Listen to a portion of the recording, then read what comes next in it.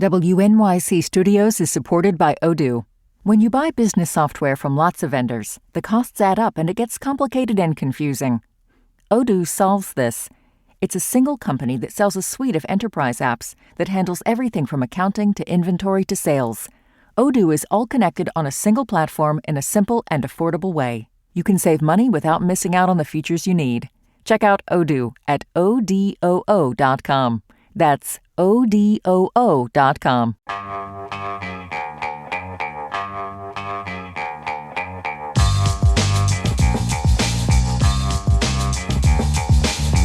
It's the Brian Lehrer Show on WNYC. Good morning, everyone. So you didn't have to be right near Madison Square Garden yesterday, and it didn't have to be close to game time to feel the extra police presence because President Trump was going to attend the Knicks game. I happened to be walking up Lexington Avenue around 5:30 yesterday, and when I got to 34th Street, there were barricades and cops, and 34th Street was closed to traffic, even that far east, 34th and Lex. And even then, 3 hours before the tip, the fans who mortgaged their kids' college educations to buy tickets had to arrive 2 hours before game time and could bring in no bags because of the extra security. Oh, and the Knicks lost, if you haven't heard, 115 to 111, ending their incredible playoffs winning streak. Trump got roundly booed when shown in owner James Dolan's box. Mayor Mamdani watched from nosebleed standing room seats. Former Mayor Bloomberg got crashed into by one of the Knicks during the game in his courtside seats. Did you see that? Bloomberg was described as shaken but uninjured. So Knicks mania is still gripping the city, for sure. Everybody in New York temporarily loving each other over it. Every other pedestrian I saw the last few days, like every other person, suddenly showing they own a Knicks shirt or a Knicks hat or something after the mind-blowing 13 straight postseason wins. But the series itself just got more interesting. Will they finish the job and win their first NBA championship since 1970 and 1973? Well, we are so thrilled to be able to talk about it all with Bill Bradley, who was a player on those 1970 and 73 Knicks NBA championship teams. Princeton and the U.S. Olympic team before that 1964 Olympics team, won gold, so he has a gold medal.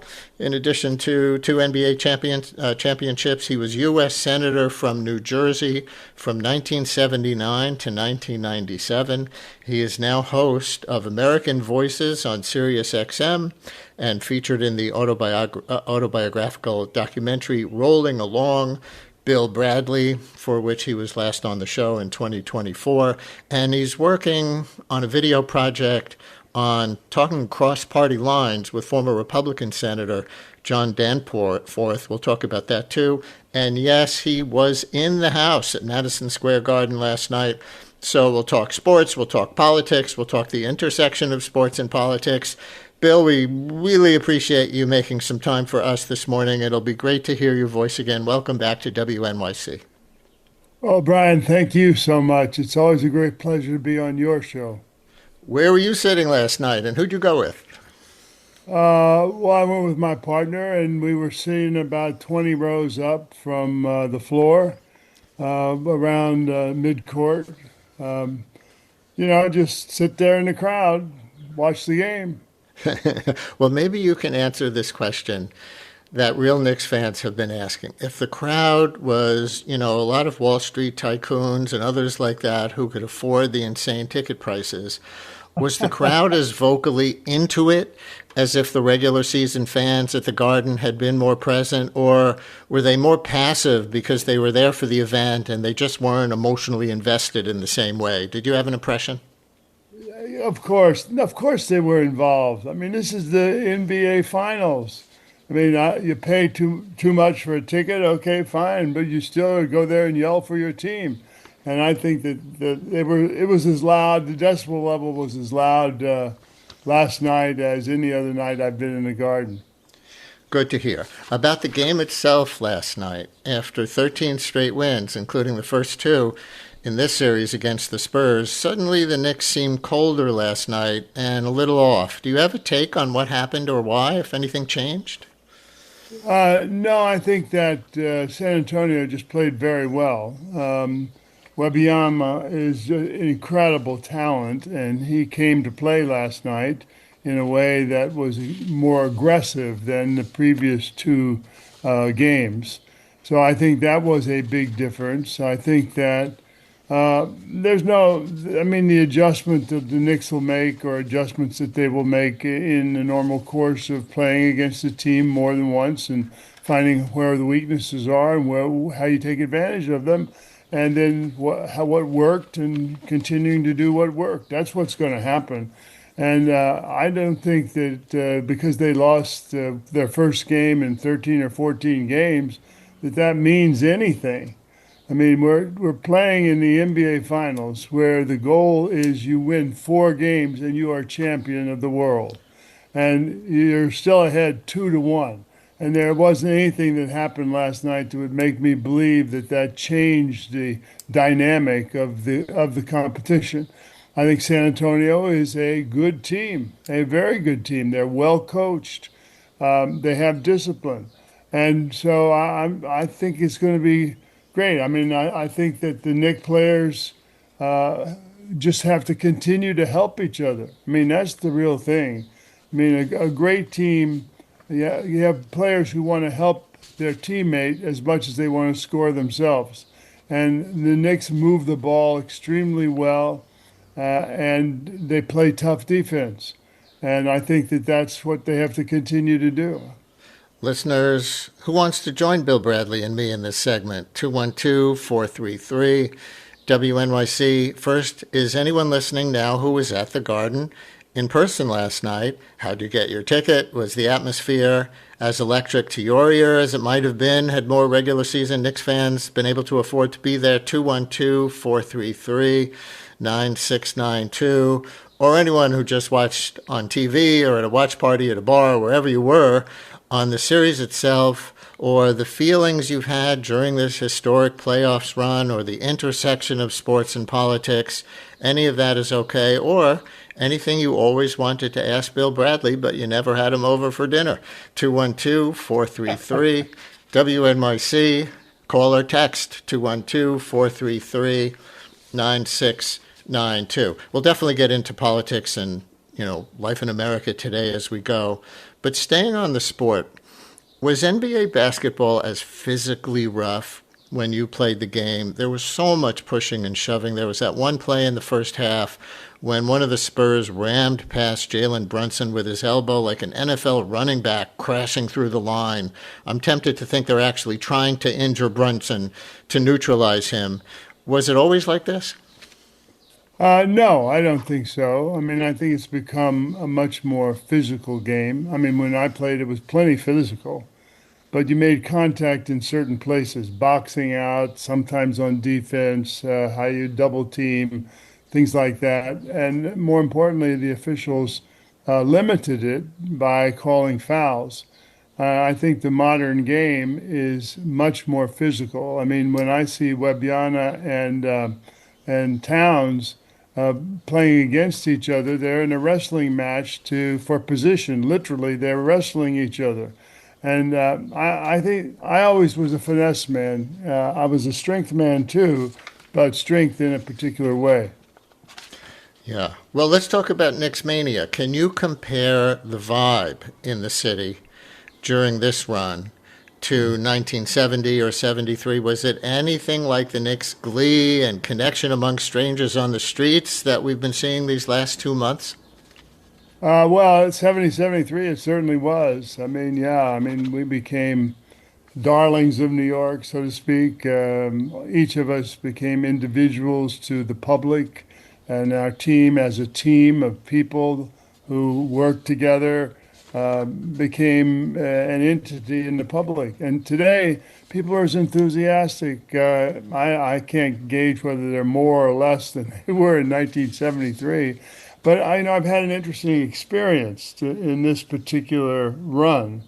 In the past, the finals, I was always in the finals in 70 and 73, right? So Yeah. it was inside, focused on the game. What's going to happen? Your opponent. What are the plays you're going to run? How are you going to play defense? And you were always focused and concentrated on that. Whereas now I'm a spectator and I have a chance to see more of what's outside and how the people react to this team. And I think they're enthused because they see. I do think that certain values that the Knicks project, unselfishness, discipline, resilience, responsibility. I mean, I think those things people see in their own lives when they are manifested and legitimized in a basketball game.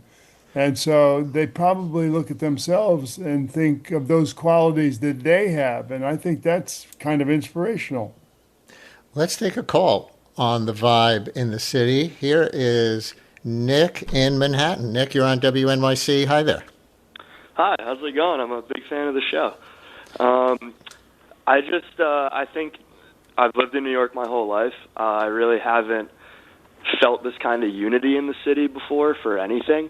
I mean, I'm 20 years old, so I don't remember how it was like after 9/11, for example, but I really have never felt this kind of unity before that we feel with the Knicks finals run. And I also think something really refreshing is that at a time when sports are becoming so like corporatized and there's all this sports betting and it feels like some of the spirit of the game is being lost, Knicks fans are really bringing that back. And it's just a really refreshing feeling in the city. Great call, Nick. Thank you. Call us again. Bill Bradley, any reaction to Nick? Yeah, I think that he has caught what makes the Knicks special. That they, help each other, these values that I talked about, and how that comes together. And when it produces victory, it's kind of a ratification for these things in all of our lives. And you put that in the context of it being a sporting event and enthusiasm being high anyway. And you have Knicks mania or whatever you want to call it. I wouldn't call it that, but a lot of people do. Yeah. Well, this is a very polarized time in our country. I don't have to tell you. And the caller, Nick, we have a lot of callers like him. We can call them the Knicks, right? But the caller, Nick, was, saying he never felt unity like this, even though he wasn't alive yet for 9/11. That's what a lot of people are comparing this to, even though obviously it's for such a lighter reason. I guess I'm curious about the 1970 championship Knicks, the height of Vietnam War protests, the fatal shootings at Kent State and Jackson State. Nixon was sort of the Trump of his day. There was racial tension. Did the Knicks run serve as a break for the city or a unifier in any way like it feels like it is today? Or were you too inside to even have an impression of that? No, I think that we were something special for the city at a time where it needed it.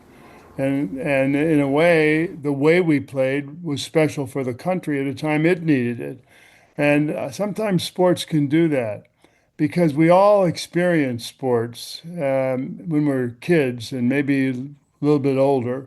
And we know what goes into producing excellence. And when you see excellence, it's a really positive feeling that there is someone who can do that. For example, there's someone who can be Earl the Pearl Monroe or Walt Frazier, or there's somebody like Willis Reed who comes out with his leg muscle torn and sacrifices his career really for his team.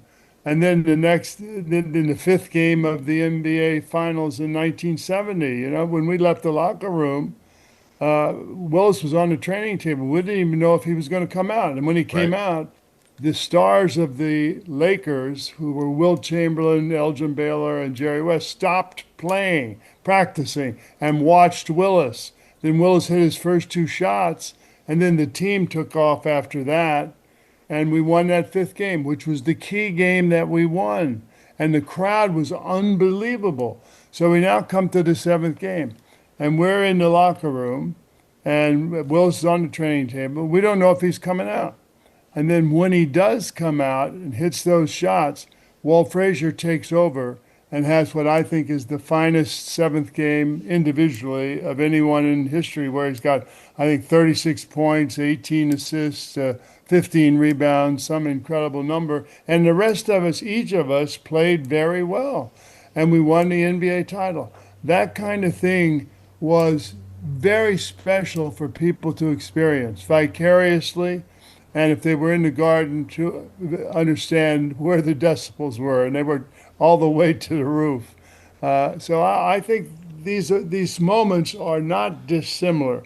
The personalities are different, the players are different, the rules are different, but the essence of the sport remains pure. Some texts from listeners. One writes, in addition to loving the Knicks' long-awaited comeback, I think the wave of Knick joy is in part because it is so wonderful to have something positive to unite around in the persistent drone of bad news since the 2024 election. So obviously to that listener, the election was bad news.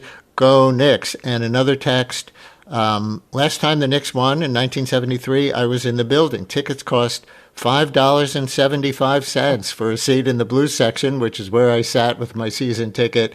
Thank you, Senator Bradley, for the memories, writes that listener. I think the highest price ticket back in '73 was $12. Amazing. For good seat. How do you remember the vibe on the team back then in a sort of social or political context, if there was one? You were just talking about, the team spirit for the game. The kind of workplace integration the NBA had, I think we can say, was more unlike society as a whole than it is today. Did you and Walt Frazier and some of your other white and black teammates talk race or politics while you were making your run? We didn't talk race, we lived race. And we lived our individuality together and grappling with the world. And, to one level, I was living in kind of a black world, right? But at the same time, there were plenty of guys on the team who were white, like Phil Jackson or Jerry Lucas. And and of course, Dave DeBuscher, my roommate. Mm-hmm. And so we came together, and we didn't sit around talking about politics. We wanted to be champions, and that's what we focused on. And, I had my interest in politics or history or whatever. DeBuscher had interests. We each had separate interests, but that's what we brought to the group. And, I see it in the area of, say, the players' union. I was the player rep for many years. Well, how did the salaries begin? The salaries began because the players' union was successful in eliminating the reserve clause.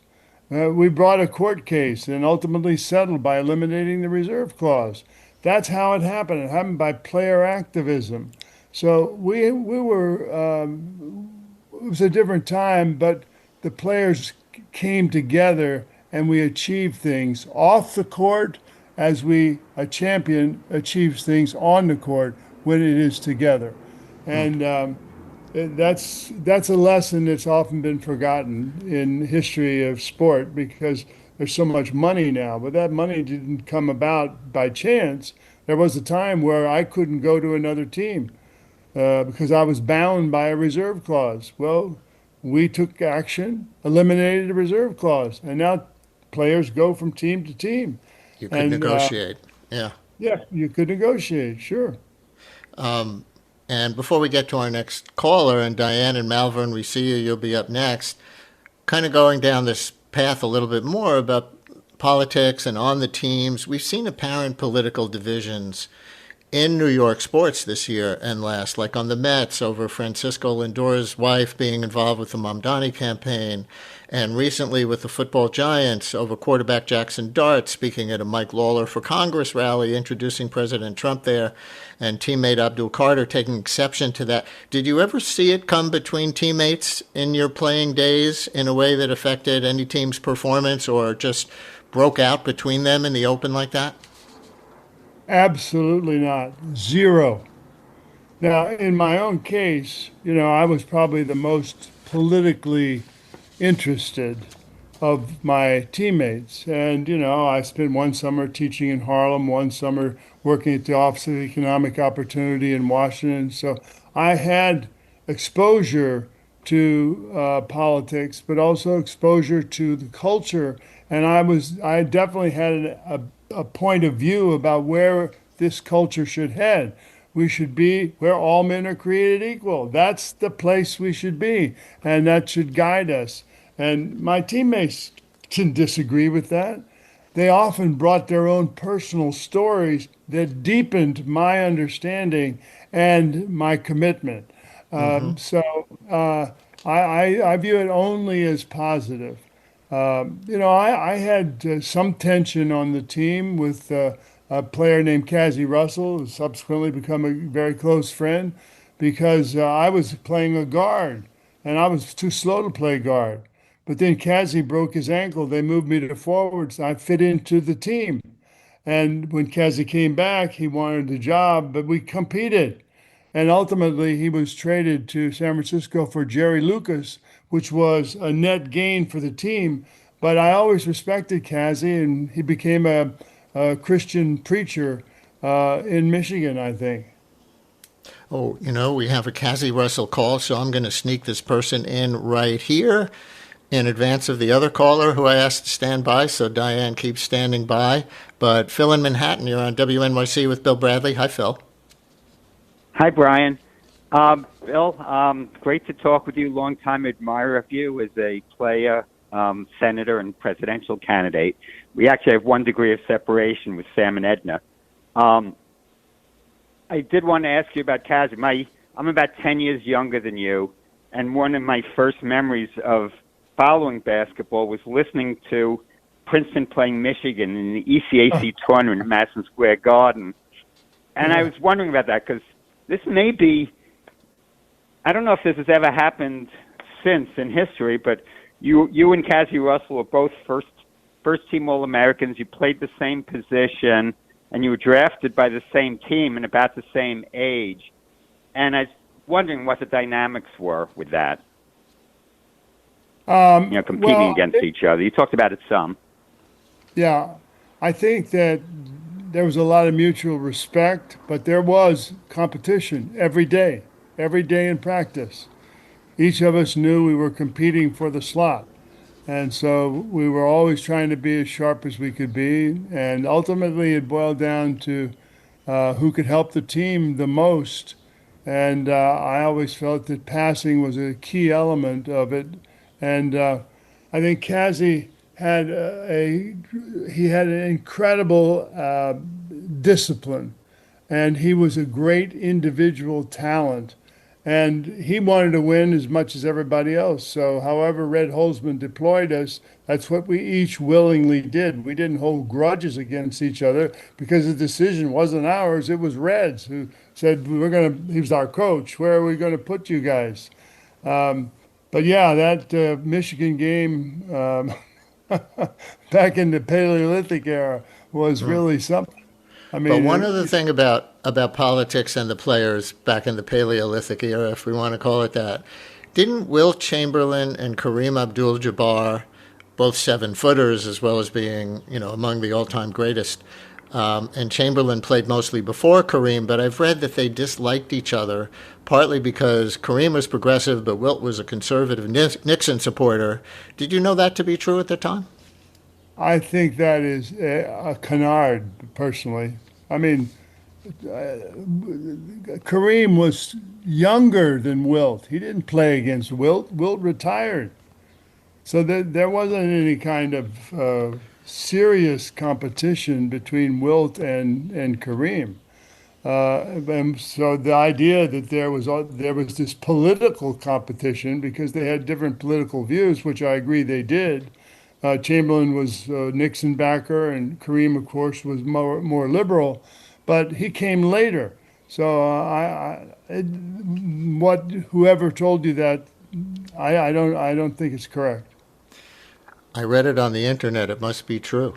Diane in Malvern, you're on WNYC with former Knicks NBA champion, former U.S. Senator, among other things. Bill, wait, Bill, did you want to add? Yeah, it could have been AI. You never know.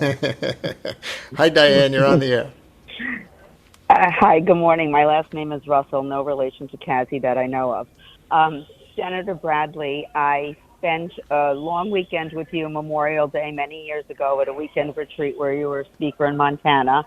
And when we weren't singing or dancing, I was talking about watching the 1973 Knicks as a 9-year-old with my father and my long Knicks T-shirt and eating hot peppers with him. And you very fondly told me your father wasn't just watching a game, he was creating a memory. And that has warmed my heart ever since, and it warms my heart to know that my 4 sons during this run will have memories that last them the rest of their life. I think that's a beautiful sentiment that you've just expressed. And I think it really does convey one of the beautiful aspects of excellence in sports. I mean, you share something together with your family, and you witness achievement because of the way people work, how hard they work, that they're unselfish, that they're disciplined, that they have resilience, that they can come back. All of those things become very valuable lessons. I once wrote a book about it called Values of the Game, where I talked about 10 values that you learn playing sports. And your recollection is deeply meaningful to me. I got tears in my eyes. Thank you for giving it to me. Diane, thank you. And we'll continue with Bill Bradley and more of your calls and texts right after this.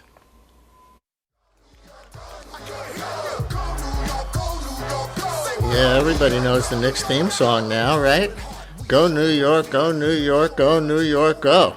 And we are so thrilled to be able to talk sports and the intersection of sports and politics and life in New York and New Jersey and life in America with Bill Bradley, who was a player on those 1970 and 73 Knicks NBA championship teams, the last times they went all the way. He was at Princeton. He was a U.S. Olympic gold medalist on the basketball team in 1964, U.S. Senator from New Jersey from 1979 to 1997, 79 to 97. He is host now of American Voices on Sirius XM and featured in the autobiographical documentary Rolling Along, Bill Bradley. He was in the house at the Garden last night, and he's working on a documentary or a video project with former Republican Senator John Danforth about talking across party lines. You want to talk about that for a few minutes? We certainly could use some of that these days. Yes. Jack Danforth, Republican, Missouri. He called me up about 2 months ago and said, "How are you feeling about the country?" And I said, "Terrible." And he said, "I feel the same way. Why don't you and I sit on a stage and talk about what it means to be American at Washington University in St. Louis?" And I said, "Fine." And they did film it, and now they're trying to put it together as a film where we would share our memories, and we would also share how the value of compromise is often underestimated. And we'll talk about very personal things that we experienced, how we were across party lines, but at the same time, we were human beings and friends. And how do you manage that? And then how do you build a coalition? And so I hope it'll turn out well. You know, we're still working on it. It hasn't been finalized. Say, Brian, I would like to tell you just one story from the 73 Knicks team. Please. Okay, if I Jerry Lucas was on that team. Jerry Lucas was Phi Beta Kappa at Ohio State, incredibly bright. And he and I used to play mind games against our opponents on the court. We would speak the unknown language. We had a play where on the side of the baseline, the lane, I would pop behind his screen and then I'd get a pass from the guard. And so the key was getting my opponent far enough toward the center of the court that he couldn't get back and he'd be blocked by Jerry Lucas. And so we did that by talking the unknown language. Lucas would look at me and point toward the center and say, "Ika habaka, ika habaka." And I point back and say, "No. And the guy would turn his head and I'd jump behind the screen and take the shot. Because Yogi Berra said 90% of the game is half mental. That's right. That's a great line. Applies to basketball too. Yeah. Spencer in Berkeley Heights, you're on WNYC. Hi, Spencer. Good morning, Brian. Good morning, Senator Bradley. The reason for my call doesn't have much to do with basketball, although it was great seeing the senator on camera last night. It has to do with politics in that I was a former staffer on the senator's presidential campaign back in 2000. And I just wanted to call in and say hello and to say, Senator Bradley, we need a lot more of you in the legislative branch these days. Oh, you're so kind to do that. How are you doing?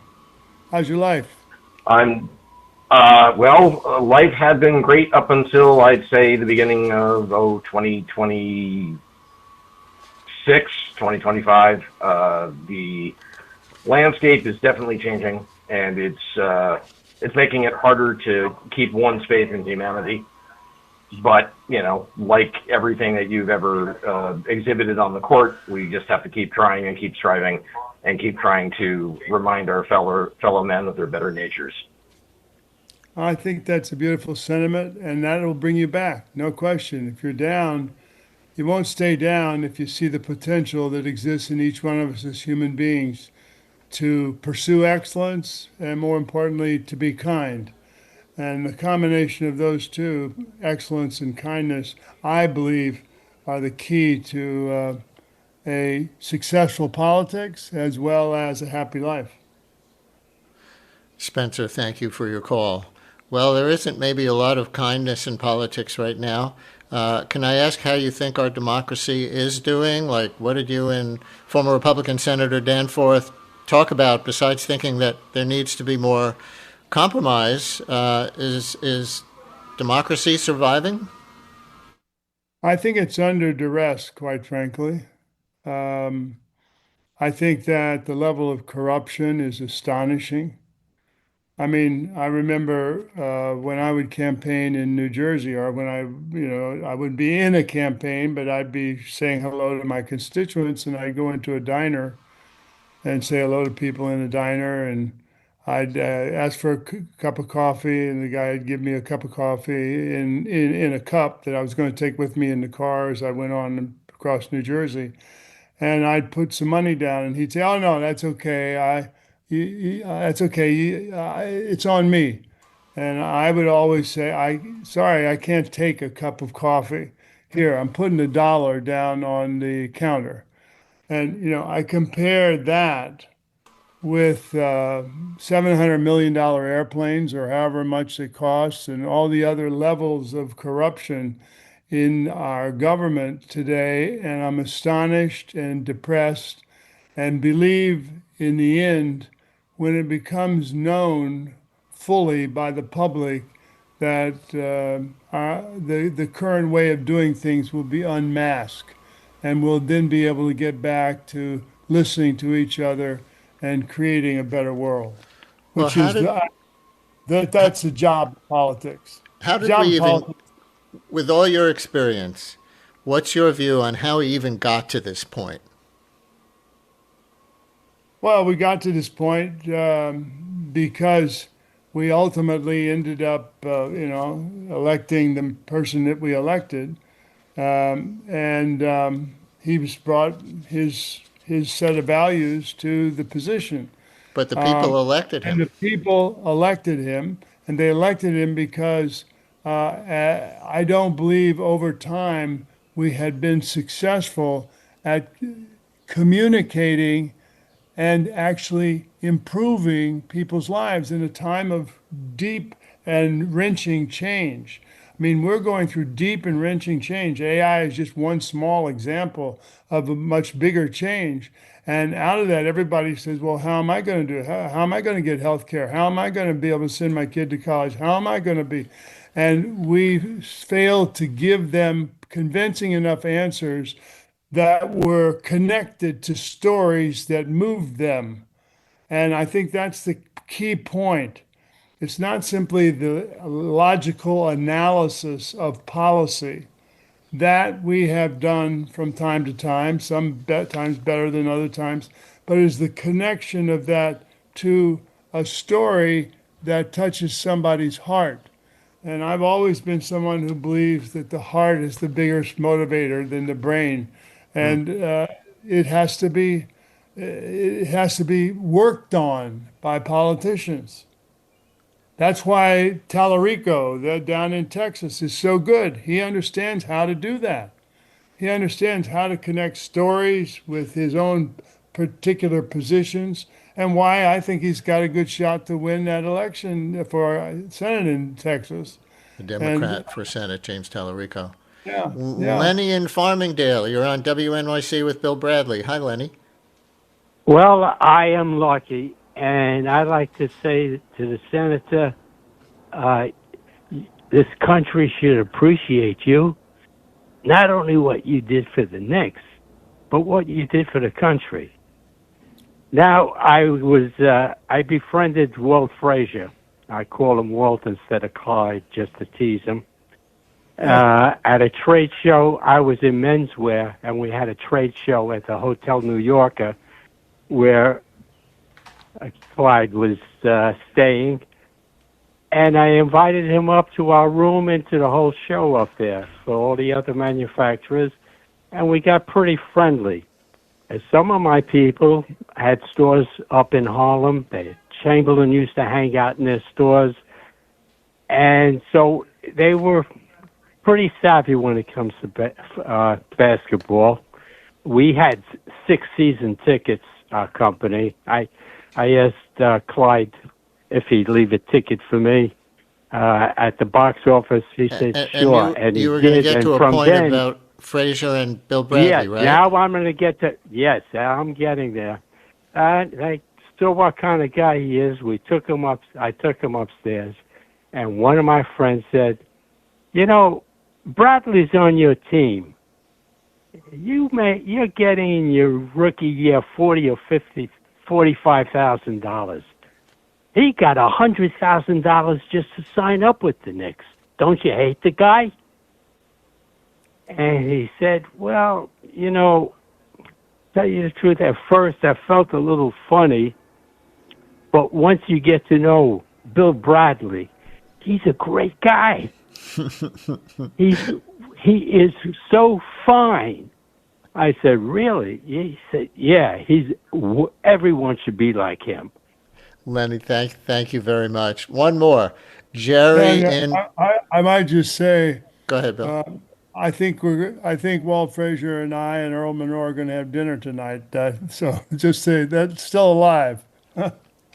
You have a story to repeat. Jerry in Paramus, you'll be the last caller with Bill Bradley. Hi. Yes, I just wanted to mention to Bill Bradley, who I admire, a very decent, human, considerate individual, and I always enjoyed him as a player and as a senator, even though I wasn't living in New Jersey at that time. But I also want to mention the fact that, in my opinion, basketball is in the bloodstream of New York. Every neighborhood played basketball. Every public school had basketball courts. And there was nothing like the thrill of basketball in the 50s when all the New York City schools, NYU, CCNY, LIU, St. John's, had kids from New York playing in Madison Square Garden. It was a revelation. It was magical. And I think that emanates throughout our city today when basketball is New York City sport. Yeah, I mean, I don't disagree. I remember after my first year, I was cast as a guard, which I couldn't play. I was failing. And so I worked hard over the summer, and one of the places I worked was 155th Street and 8th Avenue up in Rucker, where I played in a tournament up there every week. And the city throbs with the game, or at least it did back in my day. And I think it still does, based on how excited people are today for the Knicks. And it's not just stardom that they're excited for, but it's real achievement and unselfishness and discipline, all the things I talked about earlier. And New York City, these playgrounds all have people who play on them, right? And the games are pretty good in some places. Sometimes they're organized. Sometimes you just go out and shoot. But the idea is you can take a basket and 30 square feet and turn it into some place where somebody can get a pretty good exercise. And the sport itself has a history from CCNY back in the 1950s through to today with Rick Pitino at St. John's. So, I mean, it's a city with a real appreciation for basketball, and also, and I can say this with a great deal of gratitude and pleasure, for the Knicks, because the Knicks have come to personify possibility for so many millions of New Yorkers, and that possibility often keeps us moving forward. So last question, because I know you got to go, and this has been such a treat, Bill Bradley. Any advice for the coach or the team for Game 4? Just go out and execute. What Brunson has been saying, every game is a new game. Every game is, you don't carry over games. However, whatever happened or whatever you think happened the last game is irrelevant after you do the press conference for that game. And now you turn the page, and you got to get ready for tomorrow night.